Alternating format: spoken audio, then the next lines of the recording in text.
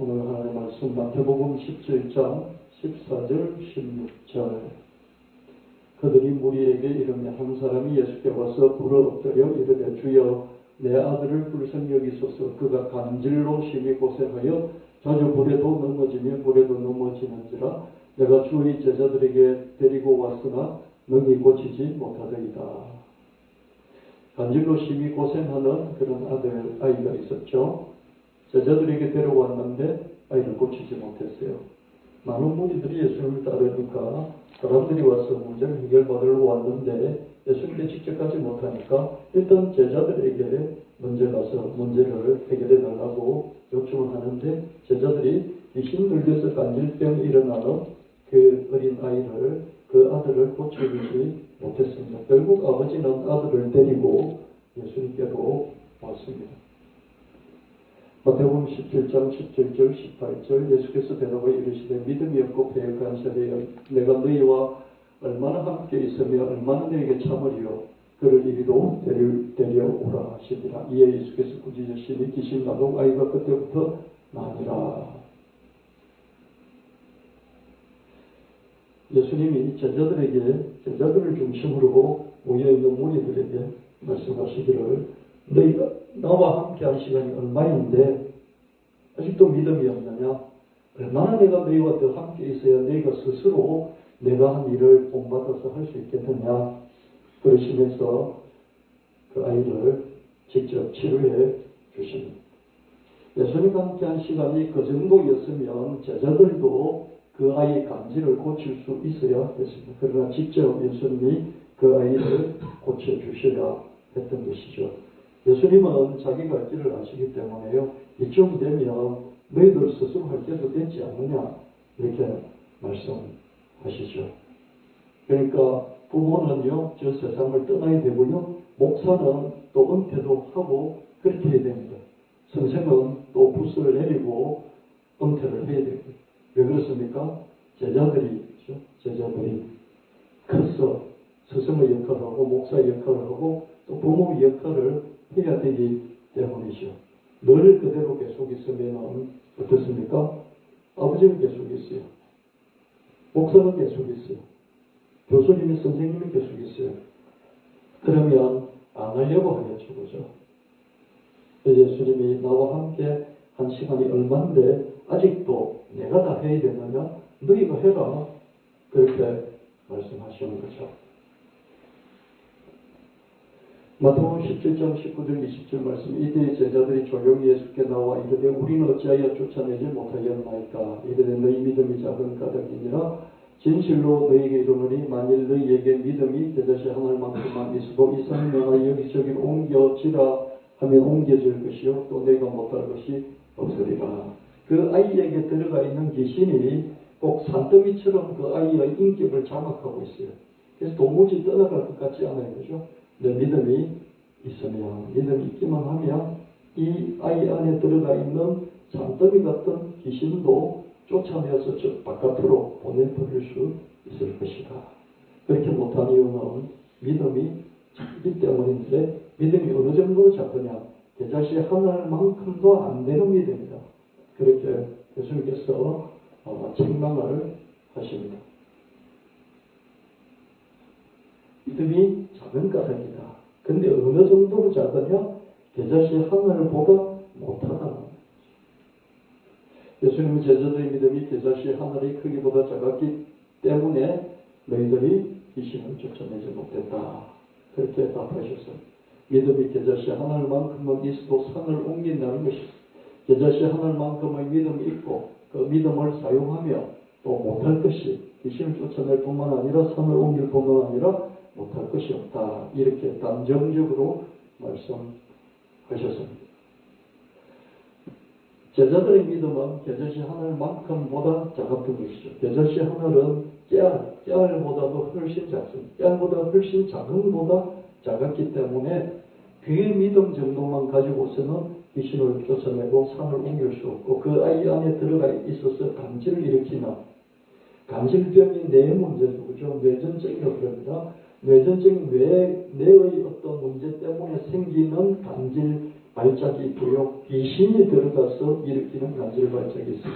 이 아이 같은 경우는 귀신이 일으키는 간질 발작이었죠. 귀신을 옮겨버리면 됩니다. 옮기지 못했던 것은 제자들의 믿음이 깨져지 않을 만큼도 안 됐던 것이죠. 여러분, 저와 여러분 믿음이 깨져지 않을 만큼도 안 된다는 것입니까? 저와 여러분이 믿음이 늘 적다는 것은 알아요. 믿음이 적고 작은 줄은 아는데 진짜 깨져지 않을 만큼도 내가 믿음이 없는 것일까?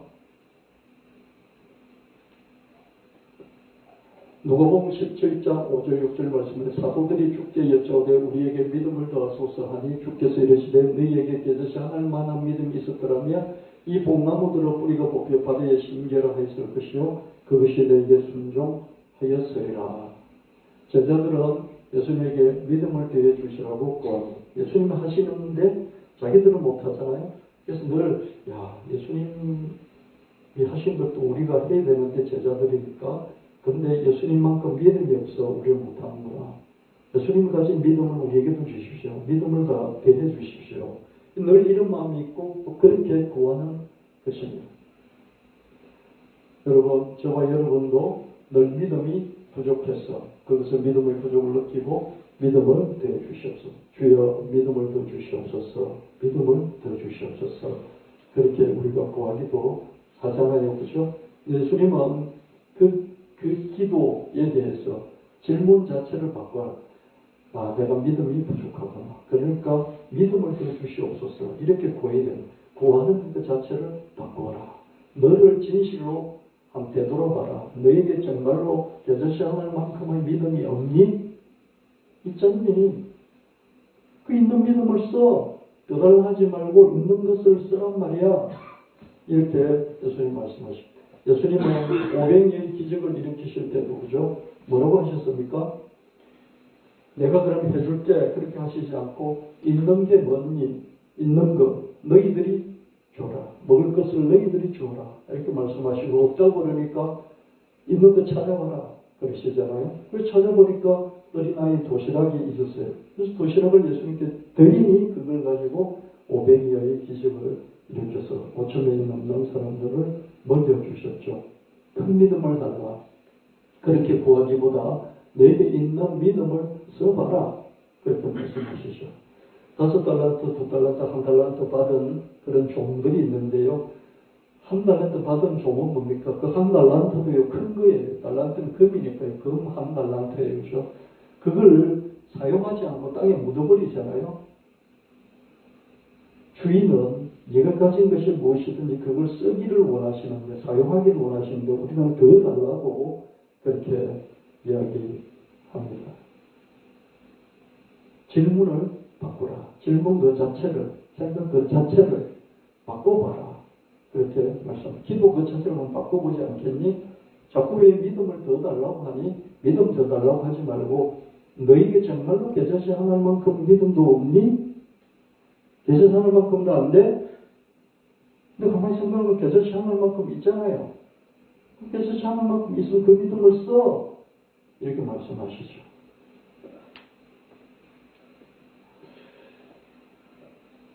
그러나 예수님은 깨져지 않을 만한 믿음도 없느냐고 반문하시죠. 더 달라고 하니까. 야, 너 진짜 가진 거 하나도 없니? 하나도 없어? 한 개도 없어? 이렇게 질문하십니다. 깨져지 하나의 크기는 최저 커트라인이죠. 그만한 믿음이라도 있다면 그 믿음을 사용해 뽕나무를 바다에 심을 수 있다는 것입니다. 뽕나무를 바다에 심지 못하는 것은 깨져지 하나만큼도 믿음이 없다는 경우이죠. 또는 그 정도의 믿음이 있는데도 나는 믿음이 없다고. 믿음이 없다고 생각해. 있는데 없다고 생각해. 그런 경우. 마지막으로 그런 믿음이 있는 줄 알면서도 깨져지 하나를 밖에 안 되니까 이거 써보면 뭐 하겠냐. 그래서 안 쓰는 경우.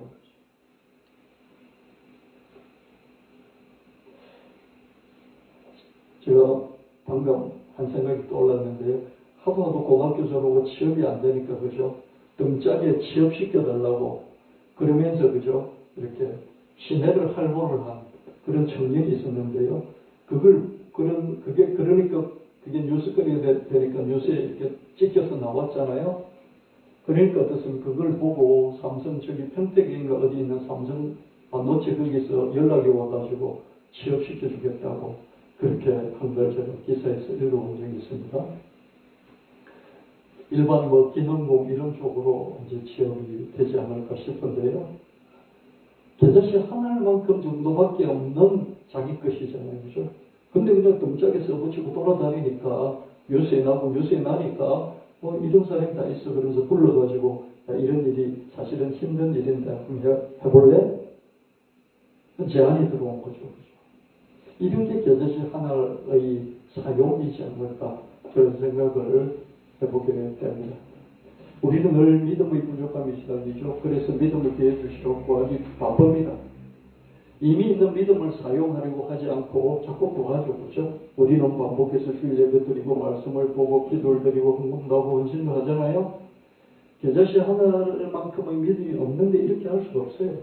그럼 믿음이 정말로 겨자씨 하나만큼도 안 되는데 주일 예배 오라고 하는데 여기 와 있겠습니까? 그 제가 설교를 1시간에 1시간 설교를 듣겠습니까? 11조를 내고 헌금을 내겠습니까? 이거 하란다고 하고 저거 하란다고 하겠습니까?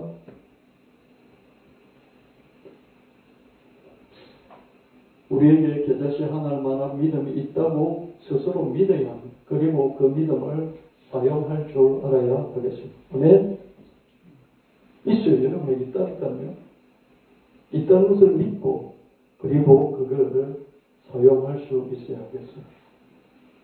창세기 45장 7절 8절 말씀에 하나님이 큰 구원으로 당신들의 생명을 보존하고 당신들의 후손을 세상에 두시려고 나를 요셉을 형님들 당신들보다 먼저 보내셨나니 그런즉 요셉 나를 이리로 보낸 이집트로 보낸 이는 당신들이 아니요 하나님이시라. 하나님이 나를 바로에게 아버지로 삼으시고 온 집의 주인으로 삼으셨으며 애굽 온 땅의 통치자로 삼으셨나이다.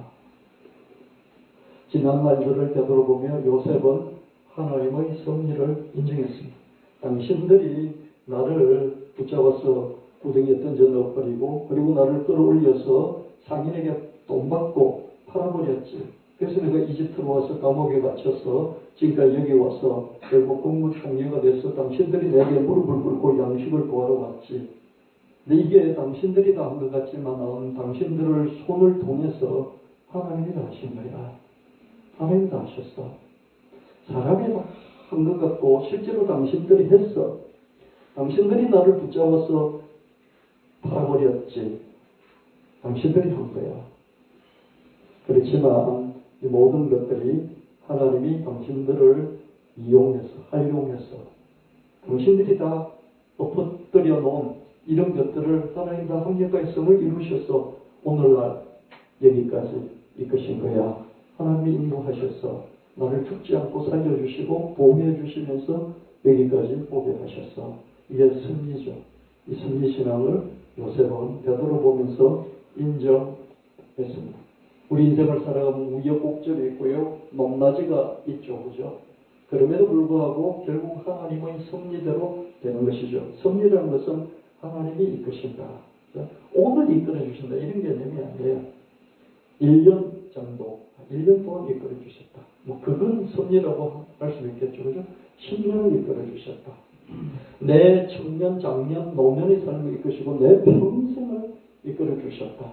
야곱이 고백하자면 내가 험악한 세월을 살았나이다. 내가 우리 아버지보다도 우리 할아버지보다도 내 나이가 아직 그 연조는 되지는 않았지만 그러나 내가 험악한 세월을 살아서 우리 할아버지보다도 우리 아버지보다도 내가 더 많은 인생의 경험을 했습니다. 여기 오기까지 하나님이 나를 인도하셨습니다. 이런 게 섭리신앙입니다. 요셉이 라헬을 너무 좋아해가지고 라헬을 위해서 내가 7년 머슴살이 할게요. 그러면서 7년 머슴살이 하려고 그렇게 계약을 해서 결혼을 하려고 했는데 보니까 라헬이 아니고 언니 레아가 들어왔잖아요. 그렇죠?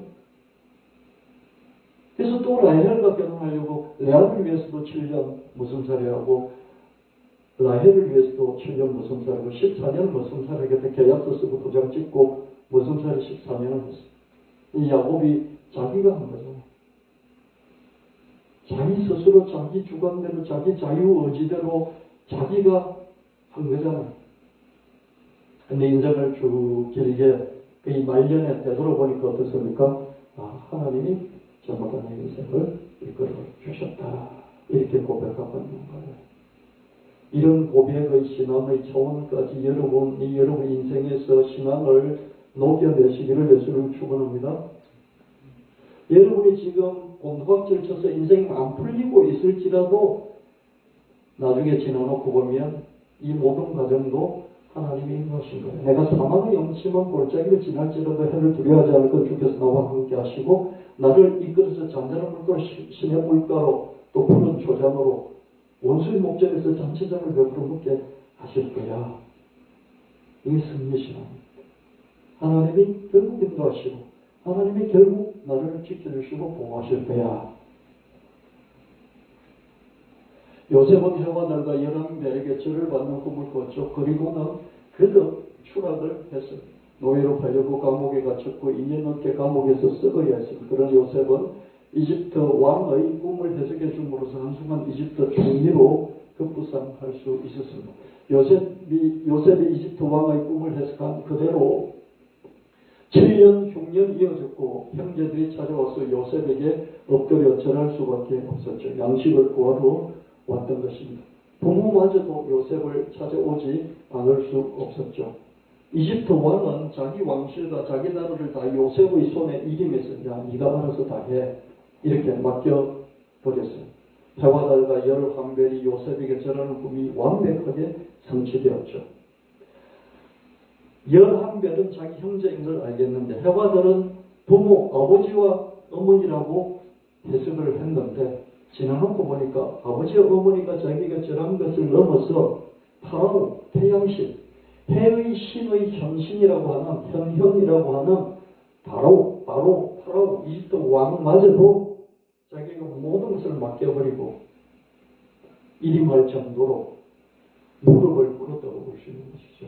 요셉의 꿈이 완벽하게 성취가 됐는데 하나님이 꿈을 주셔서 하나님이 성취를 하셨다. 이렇게 해석할 수 있지만 요셉이 그런 삶을 살고 싶어서 하도 그렇게 자기 마음에 그런 소원이 욕망이 가득하니까 스스로 이런 이야기 해와 달과 별 11별이 자기에게 절을 하는 이런 스토리 이야기를 인생의 이야기를 자기는 만들어내서 그 마음을 품고 있으니 하나님이 그걸 보시고 그래 네가 만든 네 인생의 스토리를 내가 그대로 이루게 도와주겠다.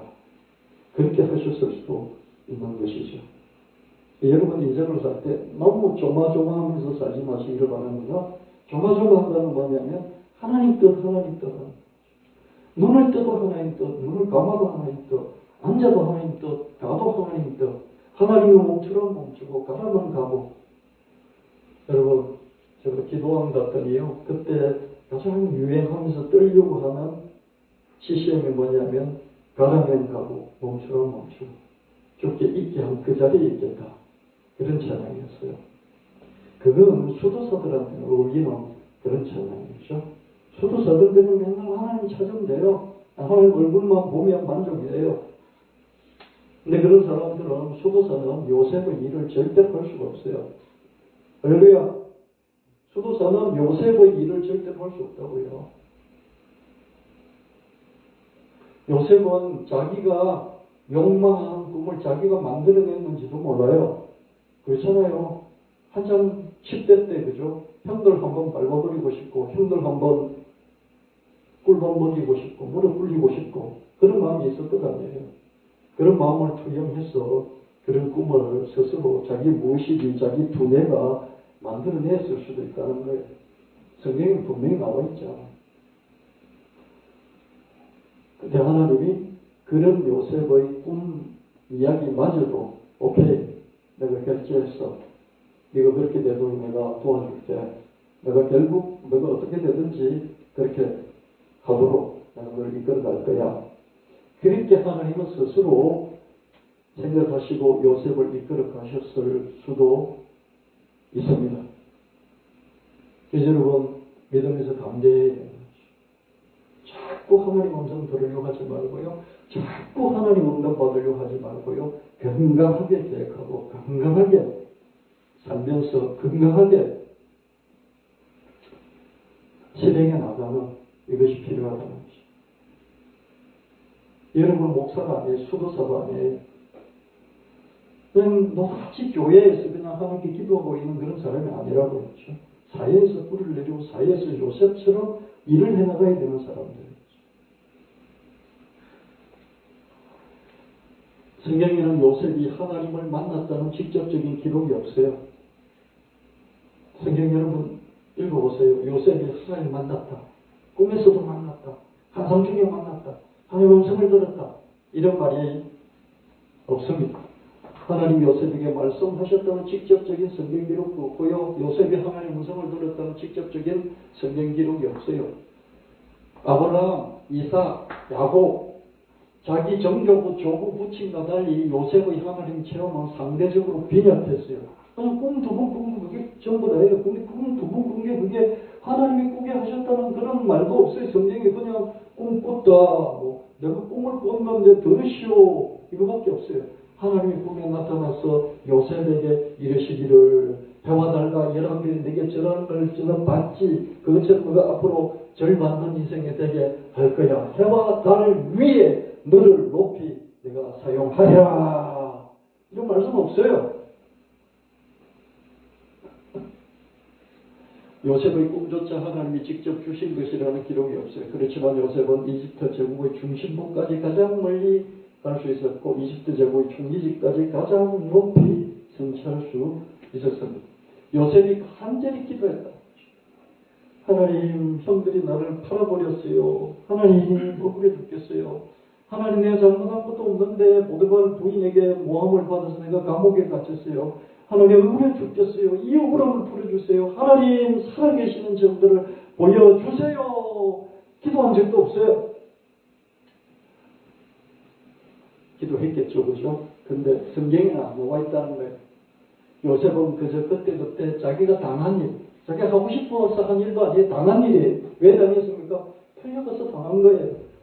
감옥에 가서 당한 거예요. 당했지만 그 당한 일에 최선을 다하면서 살아갔어요. 총리가 된 후에도 열심히 7년 풍년과 7년 풍년을 잘 다스렸어요. 그 흉년을 다스리면서요, 도둑놈이 오든지 잡놈이 오든지 그죠? 무슨 강도 오든지 가리지 않고 양식을 대출해 줬어요. 할렐루야. 여러분 변호사가 어떻습니까? 살인을 그죠? 2명, 3명 살인하는 그런 악인도 변호를 해요. 그게 하나님의 일이에요. 의사는요, 어떻습니까? 온갖 더럽게 사는 잡놈이 병에 걸려서 와도 어떻습니까? 치료해줘요. 그게 의사 일이에요. 그게 하나님 일이에요. 하나님 그 일을 맡기신 거예요. 요즘은 어떻습니까? 나쁜 놈은 굶어 죽어라. 좋은 놈만 이리 와. 그러면서 좋은 놈에게만 양식을 대체를 주지 않았어요. 그죠? 온갖 쓰잘데기 없는 뭐라고 그런 걸 충이라고 그러죠. 식충. 식충 같은 인간이 와도 어떻습니까? 양식을 대출해 줬어요. 왜 그렇습니까? 너도 살아라. 죽고 나서 심판은 하나님 하시겠지만 살아있을 때까지 살아라. 또 하나님이 심판을 해도 너를 살려서 심판하실 거야. 그거를 하나님께 맡기고 지금 자기가 할 일, 음식을 대출해서 살려주는 거예요. 식당 주인이 식당 일을 하는 게 하나님 일인데 그 식당 일을 할 때 그죠? 좋은 사람만 골라서 밥을 주고 나쁜 놈들은 밥도 안 주고 이거 아니잖아요. 이게 세상 가운데서 하나님이 여러분을 쓰시는 방식입니다. 너무 조마조마해서 하나님을 믿고 또 하나님께 구하고 응답받고 하나님 음성 안 들으면 이동하지 않으려고 오늘 아침에도 큐티를 해야만이 내가 이렇게 하나님 앞에서 잘 사는 것도 큐티를 안 하면 너무 찝찝하고 그죠? 큐티에서 성경 한 구절이라도 내 마음에 들어와가지고 그 성경 구절이 나를 이끌고 간다고 그렇게 생각되어져야만이 오늘 일터에서 일을 잘할 수 있을 것 같고 이런 신앙이 아니란 말이죠. 요셉의 신앙은 이런 신앙이 아니었어요. 그런 신앙은 목사들이 하는 신앙이고 목사들이 강조하는 신앙이고 수도사들이 즐겨하는 신앙이지 여러분이 요셉처럼 사회에서 사회생활을 하면서 해나가는 이런 신앙은 아니지 않을까. 너무 목사들이 그죠? 사무엘 선지자 같은 이런 성도들 기도를 길러내려고 하고 있지 않을까. 요셉 같은 성도를 길러내야 돼. 사회에서 요셉이 되라고 해야 되는데 그죠? 자꾸 성전에 와서 기도하게 만들고 성전에 와서 성경 말씀 읽게 만들고 자꾸 책상머리에 앉아서 큐티하게 만들고 아니지 않을까. 그런 생각도 해봅니다. 예배 숫자를 확 줄여야 되고요. 교회에서 하는 많은 행사들로 확 줄여야 돼요. 요셉이 하나님께 단을 쌓고 하나님께 기도했더라. 이런 말 성경 구절도 없어요. 이삭은 그렇게 했어요. 야곱도 그렇게 하고요. 자기 창조 할아버지 아브라함도 그렇게 했어요. 근데 요셉은 그런 거 아무것도 없어요. 그리고 가장 멀리까지 갔고요. 그리고 가장 높이까지 성취하면서 하나님 뜻을 이룬 걸 보고요. 그 하나님 뜻도 아주 그죠? 포괄적인 걸 볼 수 있어요. 너는 되고 너는 안 돼. 이게 없잖아요. 이게 하나님의 보편적인 삶. 하나님은 보편이에요. only 너, 오직 너. 그런 신앙도 있지만 보편 다 의인도 악인도 모든 생명을 살리는 천하 만민의 모든 생명을 살리는 그런 도구로 요셉을 사용하신 것을 볼 수 있습니다. 세상 가운데서 하나님 뜻은 이런 것입니다. 과학자가 과학을 연구할 때 그죠? 예수 믿는 사람에게는 적용하고 예수 안 믿는 사람은 적용 안 하고 하나님을 믿는 과학자일지라도 그렇게 쓰임받지 않잖아요. 과학을 해서 그 결과가 쓰임받을 때는 어떻습니까? 뭘 발명해서 발명한 결과물이 그 제품이 쓰임받을 때 어떻습니까? 예수 믿든지 안 믿든지 성인이든지 악인이든지 의인이든지 불법하는 사람이든지 그걸 사용할 수 있게 하셨죠. 하나님은 요셉을 그런 목적으로 사용하신 걸 볼 수 있습니다. 크게는 섭리신앙. 섭리신앙이 뭐죠?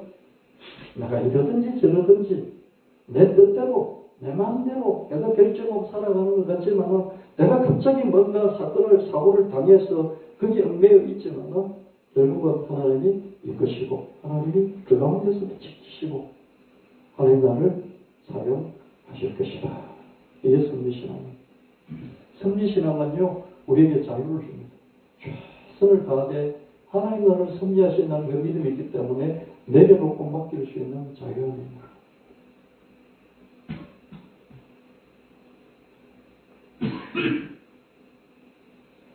백억을 가진 부자도요 섭리신앙이 없으면요 천억에 비하면 나 아무것도 아니야 그러면서 죽을 때까지 돈 더 벌려고 베개거리다 그러고 죽어요. 목사가 교회를 개척했어요. 100명, 1000명, 10,000명이 됐는데도요 10만 명 교회에 비하면 나는 너무 작아 그러면서 10만 명 되려고 너무 허덕거리다가 그죠? 그냥 그러다가 죽어요. 섭리신앙은 할 수 있는 일 다 내가 최선을 다하고 내가 스스로 선택한 일에 최선을 다하고 내가 갑자기 당한 일에도 최선을 다하되 맡길 줄 알아. 그래서 자유함을 누릴 수 있나 그런 신앙인 줄 믿습니다. 그래서 너무 하루하루 큐티하고 그 큐티에서 뭔가 받으려고 오늘 큐티 성경 읽는데 오늘 이 성경에서 하나님이 이렇게 되게 말씀하셔서 너무 그렇게 믿지 마세요. 하나님은 인생을 통째로 우리가 어떻게 하든지 합력하여서 선을 이루시고 섭리해 나가시는 그런 분이심을 믿으시고요.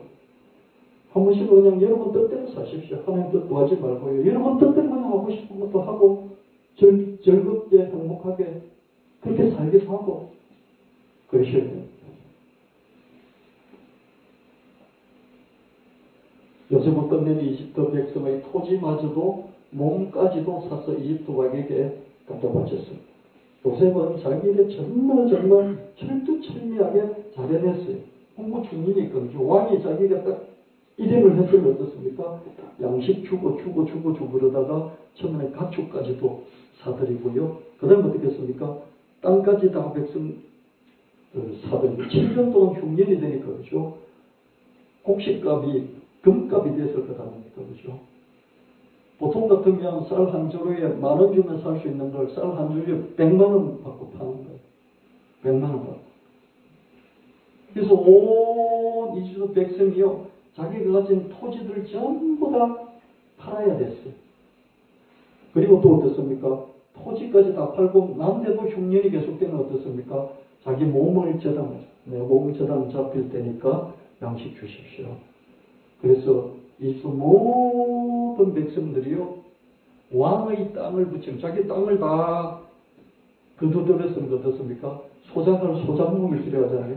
전부 다 소장농으로 만들어버렸어요. 요셉이 한 일이 이런 일이 너무 멋지지 않아요?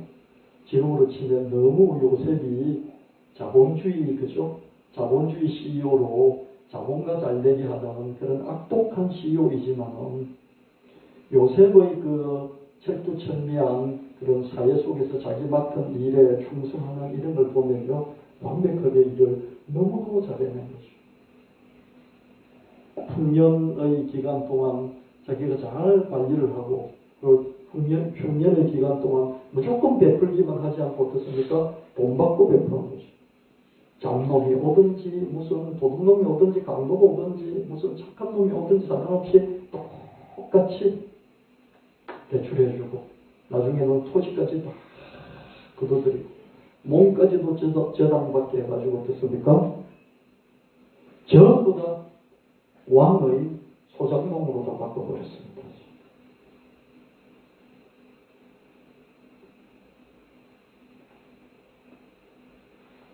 요셉은 아버지의 믿음을 본받아서 자기 믿음을 가졌을 것입니다. 요셉이 17살쯤 돼서 이렇게 팔려갔잖아요. 그러니까 그때 무슨 믿음이 그렇게 대단히 있었겠습니까? 그죠? 어린데. 어릴 때는 자기 아버지가 하는 거 보고 배웠겠죠. 그죠? 자기 아버지가 기도하면 기도 따라하고 아버지가 하나님에 대해서 뭐라가 설교를 하면 그 설교 듣고 믿음을 갖고 그렇게 했겠죠. 그죠? 믿음이 게 별로 없었어요. 뭐 요새 믿음이 뭐가 대단했겠습니까? 그죠? 생각해 보세요. 누가 믿음을 가르쳐 주는 사람이 없었어요. 17살 이후로 잡혀간 이후로 그죠? 요셉에게 최소한 겨자씨 하늘 만큼의 믿음은 있었겠죠. 요셉은 자기 믿음을 더해 주시라고 구하지 않았고요. 그저 자기 믿음, 자기가 알고 있는 그 하나님을 아는 믿음을 사용해서 여하튼 나아가고 또 나아갔어요. 나아갔다는 게 그냥 지가 자유의지로 나아간 게 아니라 자꾸 당하는 거죠. 이렇게 한번 나오고 저렇게 한번 나오고 자꾸 당하는 거죠. 남에 의해서. 그래도 당했어도 그 당한 자리에서 최선을 했던 것이죠. 마침내 어느 지점에서 자기 인생을 되돌아보며 하나님의 인도하심과 보호하심, 하나님의 승리를 인정하며 고백하는 그런 웅장한 이야기가 성경에 있습니다. 요셉이 유별나게 하나님을 믿었다는 기록도 없고요. 유별나게 하나님께 기도했다는 기록도 없어요. 요셉은 겨자씨 하늘만큼의 믿음을 포도알만큼 크기로 키우겠다고, 그죠? 이든 뭐 턱구멍만한 크기로 키우겠다고 그렇게 골몰한 적도 없습니다. 믿음이 작으면 작은 대로 그 믿음을 사용해서 그만 고생길을 걷고 또 걸었습니다. 마침내 뽕나무를 바다에 심고 산을 옮기기까지 자기 믿음을 사용한 것이죠. 겨자씨 하나만큼의 믿음일지라도 믿음은 있는 것이고요. 그 믿음은 있다면은 더 키워주세요가 아니라 그 믿음을 사용하는 것이에요. 아멘.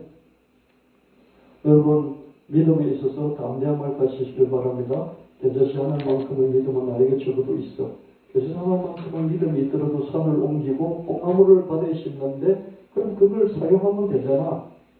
하나님 믿는 믿음은 오늘 하루 운세처럼 믿는 것이 아니야. 오늘 운세, 운뽑기처럼 믿는 게 아니야. 하나님은 10년, 20년, 30년 통틀어서 쭉 내 인생을 이끌어 가시는 거야.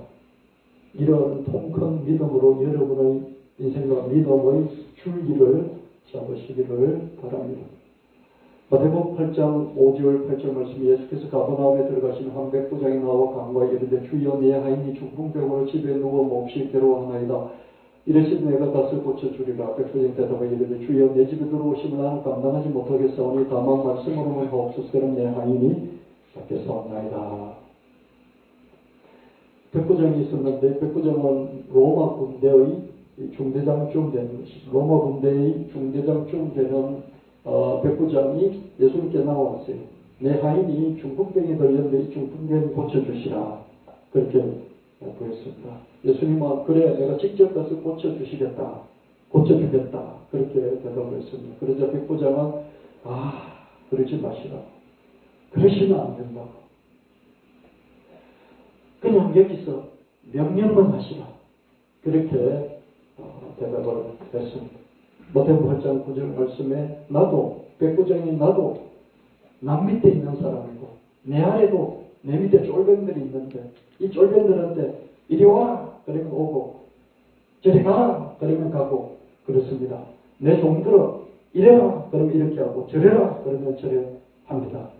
근데 어떻게 예수님이 직접 오시겠다는 것입니까? 자기 집으로 모시기 싫어서 말려한 게 아니었습니다. 여러분이 백부장의 성경 말씀을 읽으면 여러분이 잘 와닿지 않아요. 이 백부장이 한 말이 도대체 뭐길래 이렇게 예수님이 믿음이 크다고 칭찬을 하셨을까? 내 엄청난 믿음이 있는 것이죠. 자기 집에 오는 것을 정말 감당할 수 없어서 오지 마시라고 한 것이지, 오면 내가 막 이렇게 대접도 해야 되잖아. 뭐 대접하기 싫어. 그래서 오지 말라고 한 게 아니에요. 그 제가 여러분 신방을 가겠다 그러면요, 여러분 이렇게 오시라고 오셔서 축복해 주시라고 좋아하는 분도 있을 것이고요, 오는 게 너무 귀찮고 싫어서 오지 않았으면 하는 그런 표정으로 여러 가지 핑계를 대는 사람도 있겠고요. 또 만에 하나, 그죠? 천에 한에 만에 하나는 목사님 같은 분이 저희 집에 저희 가게에 왜 오십니까? 목사님이라 하시고요. 감히 어떻게 여기까지 오십니까? 이렇게 말하는 사람이 있을 수도 있겠죠. 그죠? 여자는 아직도 한 번도 만나본 적은 없고요. 백부장쯤 되어도 부하나 종을 마음껏 부리는데 어찌 예수님이 직접 우리 집에 오시겠다는 겁니까? 말도 안 되는 겁니다. 이거는요. 백부장에게 예수님은 군사령관, 투스타, 쓰리스타, 포스타, 총사령관, 아니면 그 위에 있는 로마 황제 이상이었을 수도 있겠죠. 그렇죠? 제가 한 번씩 그런 말씀 드리잖아요. 그죠? 저는 그냥 선생이니까, 그죠? 잔소리 하잖아요. 여러분이 대통령 앞이라면 그렇게 졸겠습니까? 여러분 대통령 앞이라면 그런 태도로 예배를 드리시겠습니까? 하나님 대통령보다 더 위이시잖아요. 대통령하고 비교할 수 있습니까? 모든 왕 중에 뛰어난 왕이시잖아요. 저 이렇게 잔소리 한 번씩 하잖아요. 근데 이 백부장은 그랬던 거예요. 내 위에 있는 대제장, 연대장, 사단장, 군단장보다도, 총사령관보다도 그 위에 황제보다도 더하신 주님이 어찌 직접 우리 집에 오신다는 것입니까?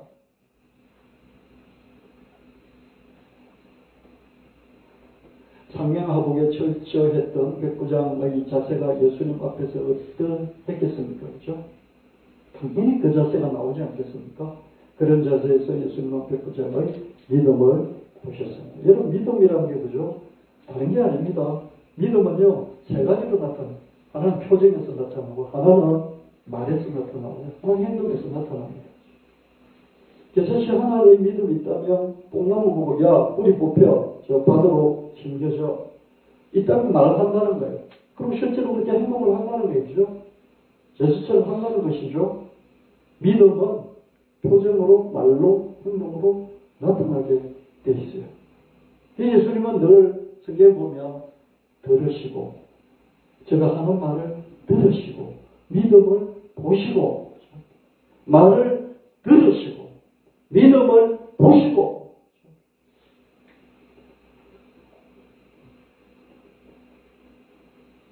너무 할렐루야 아멘을 안 바래도 그죠? 정말 이 사람 믿음으로 이 말을 하나 그렇게 의심되는 경우도 종종 있지만요. 할렐루야, 아멘. 그렇게 될 줄 믿습니다.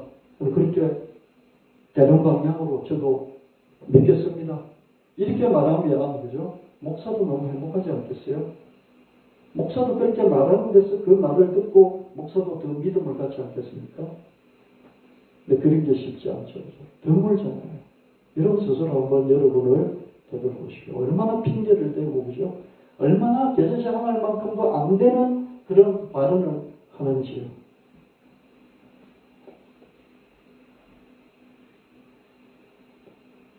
마태복음 8장 10절 말씀에 예수께서 들으시고 놀랍게 얘기하다 따르는 자들에게 이르시되 내가 진실로 내게 이르노니 이스라엘 중에 아무에게도 이만한 믿음을 보지 못하였더라. 듣는 거예요. 그 사람이 하는 말을 듣는 거예요. 그 사람이 하는 표정을 보는 거예요. 그 사람이 하는 행동을 보는 거예요. 그러니까 거기서 믿음이 보이는 거죠. 사교가 이렇게 예수를 보려거든 못 보니까 어떻습니까? 저 앞으로 달려가. 이 달려가면 거기서 예수님 믿음을 보십니다. 이 복나무 위로 올라가는 거죠. 올라가면 거기서 믿음을 보십니다. 올라가가지고 거기서 그냥 콧노래 부르고 있는 게 아니라 이렇게 해서 예수님을 보고 있는, 내려다보고 있는 거기서 예수님 믿음을 보십니다. 백부장은 예수를 믿는다고 고백하지 않았어요. 자신의 믿음을 대해주시라고 구하지도 않았어요. 그저 예수님을 최고로 인정해 드렸고, 그러니 명령만 내리십시오. 이런 자세였어요. 목사님, 다른 거 필요 없습니다. 기도해 주십시오. 잘되게 기도해 주십시오. 근데 이게 강하게, 그죠? 어떤 표정이나 말이나 행동에서 믿음이 읽혀진다면, 목사가 은혜 받고, 목사가 그 말에서 믿음이 생겨서 믿음으로 기도해 주지 않겠습니까? 그죠? 목사 믿음이 들고 있습니까? 상대방의 믿음이 꽉 차 있는 그게 보여지며 그 믿음이 자기에게 반영이 돼서 그 믿음을 갖고 기도하지 않겠냐 하는 거죠. 마태복음 8장 13절 말씀 예수께서 백부장에게 이르시되 가라 내 믿음대로 될지어다 하시니 그 즉시 하인이 나니라. 백부장에게는 최소한 겨자씨 하나만큼 믿음이 있었어요. 백부장은 어떻게 예수를 알았겠습니까? 자꾸 누가 뭐 전해주는 이야기 듣고 믿었지 예수를 직접 만나서 예수의 말씀 들은 적도 없을 거예요. 백부장은 겨자씨 하나만큼의 그 믿음을 사용해서 결국 뽕나무를 바다에 싣고 산을 옮길 수가 있었습니다. 우리는 믿음을 대해 주시라고 하지만 예수님은 겨자씨 하나만한 믿음이라도 사용해서 뽕나무를 바다에 싣고 산을 옮기라고 우리에게 말씀하십니다. 야, 너 믿음 없냐? 예수 하나님 믿음도 없어? 예수 하나님 믿음 있으면 네가 할 거야. 네가 안 할 수 없어. 안 하면 못 베길 거야. 네 안 하면 못 베기는 걸 보니 네가 그 믿음도 없구나.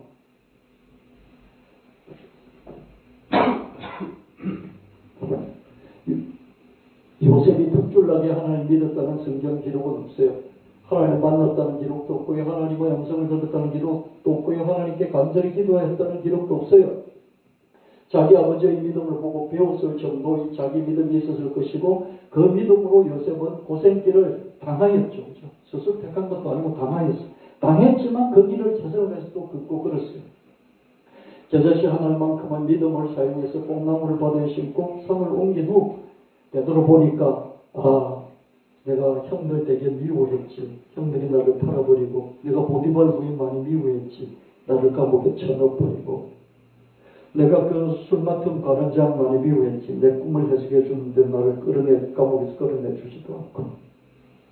그런데 다 뒤를 돌아보니까 이것들이 전부 다 하나님이 연결시켜서 나를 국무총리가 되고 오늘날 천하만민의 생명을 이 7년 6년 동안 양식을 베풀어서 먹여 살리게 한 그런 하나님의 뜻이 이루어지는 그런 과정이었구나. 하나님이 그 중에도 나를 인도하시고 그 중에도 나를 지키시고 보호하시고 그 중에도 나를 이렇게 사용하셨구나. 그 신앙을 고백하는 것을 볼 수가 있습니다.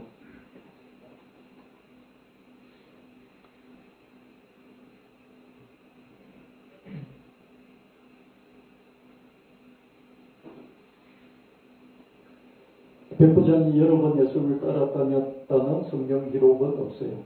자기 하인의 중풍을 고쳐주시라고 단 한 번 예수님을 찾은 것이 자기 신앙의 전부인지도 몰라요. 백부장은 믿는다고 고백하지도, 내가 주님 믿습니다! 이렇게 고백하지도 않았어요. 제가 믿음이 너무 적성이 제 믿음을 더하여 주시옵소서. 믿는 자에게 능히 하지 못할 일이 없느니라.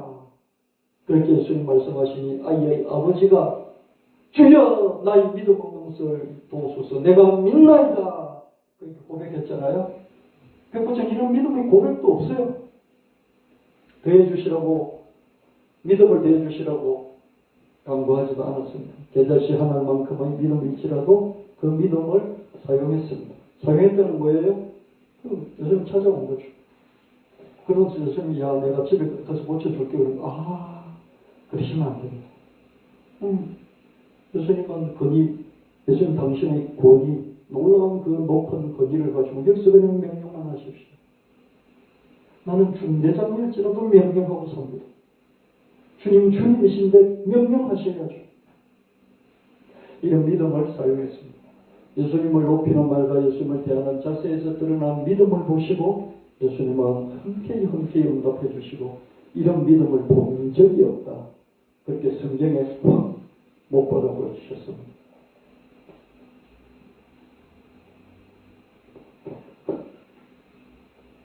나비힐스 선교회도 계절시 하늘만큼 믿음으로 시작됐습니다. 우여곡절이 있겠죠. 고저장단이 있겠죠.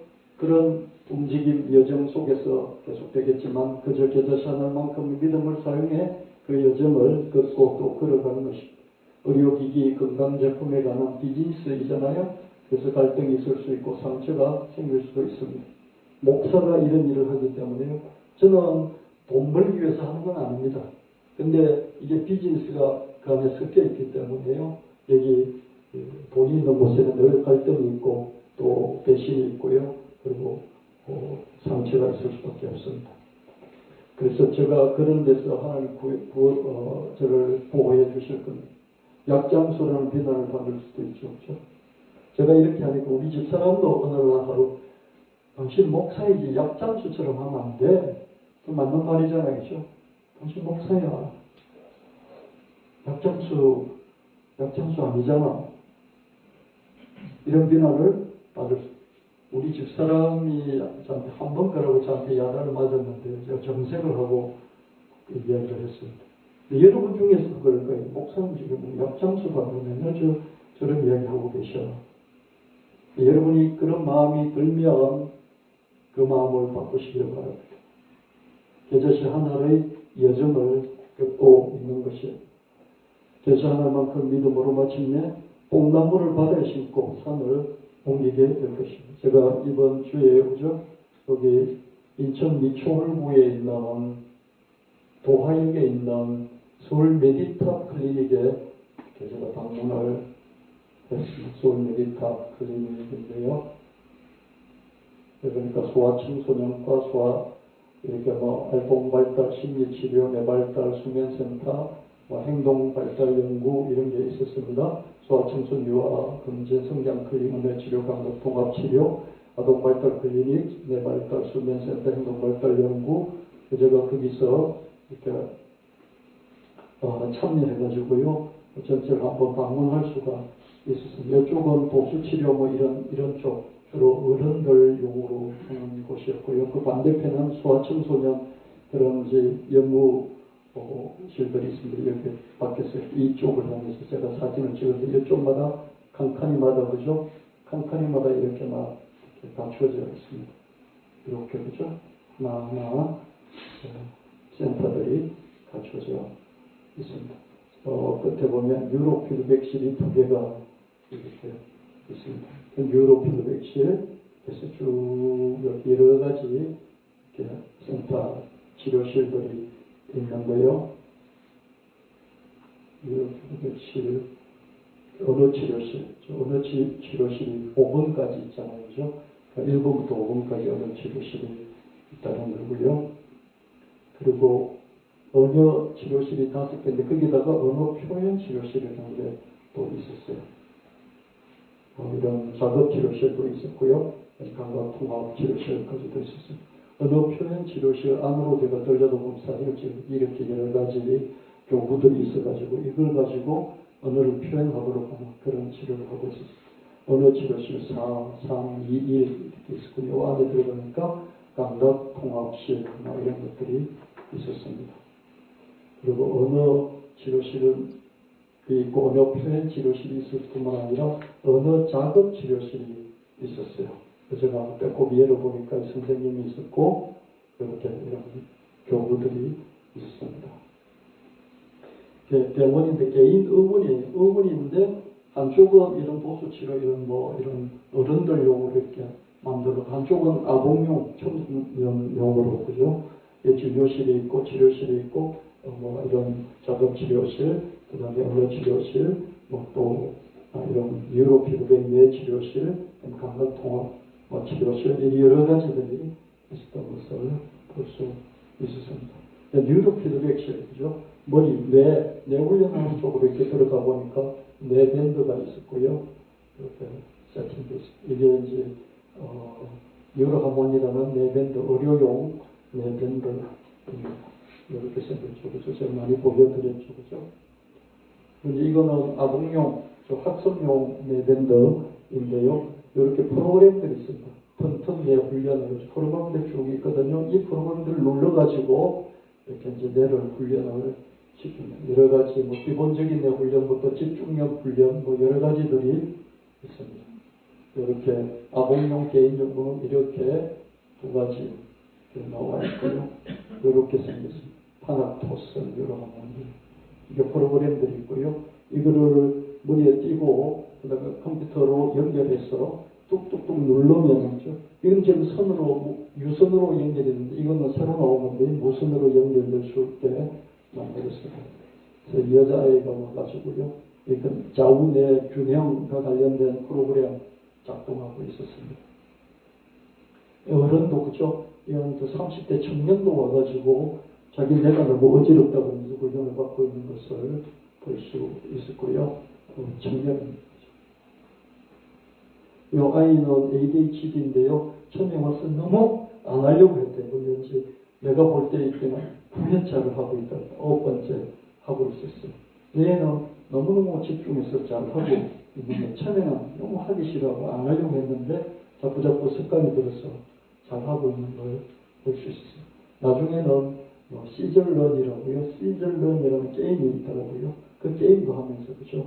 행복해하는 걸 볼 수 있었습니다. 프로그램들이 여기 있어요. 이게 프로그램들 중에요. 이게 뇌발달 훈련으로 감각 훈련이 있었습니다. 이런 퍼즐 맞추기처럼 거죠. 이 도형을 이렇게 모형을 주고 거기에다 끼워 맞추는 삼각형, 네모, 동그라미 이런 걸 줘가지고요. 맞추는 이런 사고력 훈련이 있어요. 뇌를 발달시키고 사고력을 발달시키는 이런 훈련이 있어요. 저도 하면 힘든 것을요. 애가 잘하고 있는 거예요. 야, 저런 걸 하면 진짜 머리가 좋아지겠구나. 저거 자꾸 하면 천재가 되겠는데. 저는 공간지각이 좀 떨어지거든요. 공간지각이요. 그래서 공간지각 훈련도 있어요. 공간지각적 훈련 좀 하면 좋겠는데 그런 생각도 들었어요. 이걸 하면요. 렉슬러 IQ 검사 59짜리거든요. 렉슬러 검사에서 IQ 59 나온 애가 100이 되는 거죠. 그 이상이 되면 이런 것들도 가능해지는 것을 임상적으로 확인할 수가 있습니다. 시즐런이라는 게임인데 아이가 다른 거 다 하다가 이게 올 때까지 기다리면서 하고 있는 거죠. 잘 하고 있더라고요. 유일계 선생님 이분이 이제 이 분야에 아이들을 학습하고 있다가 10년 전에 뉴로하모니 뇌밴드를 만나가지고 그죠. 만난 것도 자꾸 아이를 가르치다 보니까 이게 필요해. 내가 필요해. 내 훈련이 필요해. 내를 어떻게 아이들에게 훈련시킬 수 있을까. 자꾸 찾다 보니까 뉴로하모니라는 뇌밴드를 만나고 그때부터 그걸 적용해가지고 제가 지난주 보여드렸죠. 그죠? 성남 판교 통합뇌센터 제가 갔다 오면 보여드렸잖아요. 근데 거기서는 학습 중심으로 하면서 여기는 인천에 있는 여기는 병원 의원에 그죠? 자기가 하고 있는 전문 분야를 뉴로 피드백이라는 그쪽 두 개 치료실을 얻어가지고 내 훈련을 시키는 것을 적용하고 있는 그런 현장이었습니다. 이거는 의료용, 병원에서는 의료용이고요. 이건 한 1,500만 원 정도 합니다. 이거는 아동용, 그죠? 학습용, 개인용, 집에서 어른도 아이도 집에서 하는 그런 뉴로하모니런 뇌밴드, 뇌불정 밴드, 치매, 파킨슨, 자폐, ADHD, 공황장애, 사이코패스, 조현증, 불안증 이런 것뿐만 아니라 그죠? 여기 보면 개인 뇌 맞춤형, 비약물이 아니고요, 침이 아니고 그죠? 그래서 부작용이 없고 요요 현상이 없습니다. 개인 뇌 맞춤형, 개인의 뇌에 맞추어서 그죠? 프로그램이 쭉 돌아가기 때문에 각각의 뇌에 맞추어서 작동이 되는 그런 거죠. 다른 기계는 어떻습니까? 그 기계에 있는 주파수와 같은 거를 뇌나 몸으로 쏘아 보내주기 때문에 기계의 몸이 맞춰져야 되는데 이거는 개인의 뇌에, 개인의 몸에 이 기계가 맞춰지는 거예요. 그래서 뭐 전기 자극이라든지 전류 자극 이게 전혀 없이 그냥 컴퓨터 보고 뇌를 훈련하는 거죠. 그러니까 이게는 펜타닐이라든지 이런 암, 3기, 4기 이렇게 되어지면은 약물치료를 하지 않습니까? 펜타닐이란 그죠? 통증 없애주는 약물치료를 하잖아요. 근데 효과도 있지만 어떻습니까? 중독이 돼서 마약 중독이 되잖아요. 대부분의 통증약은 어느 정도의 마약 성분이 있기 때문에 마약 중독이 되어버렸잖아요. 그래서 암, 4기, 3기 이런 말기가 아니면 펜타닐은 투여하지 못하잖아요. 미국에서는요, 약물 중독, 통증이 너무 심하니까 약물 치료를 할 수밖에 없어요. 이 약물 치료로 1년에 10만 명이 죽습니다. 미국에서 10만 명이 약물 치료로 죽어요. 근데 이거는 그런 게 없는 거죠.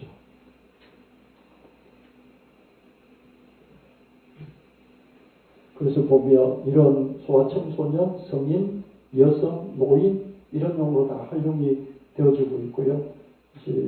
극단적으로는 치매 전문센터에서 쓰이고요. 파킨슨 치매 전문의들이 쓰이고요. 또 극단적으로는 영재를 낳는, 보통 아이들 영재를 낳는 이런 쪽으로 쓰이는 볼 수가 있습니다.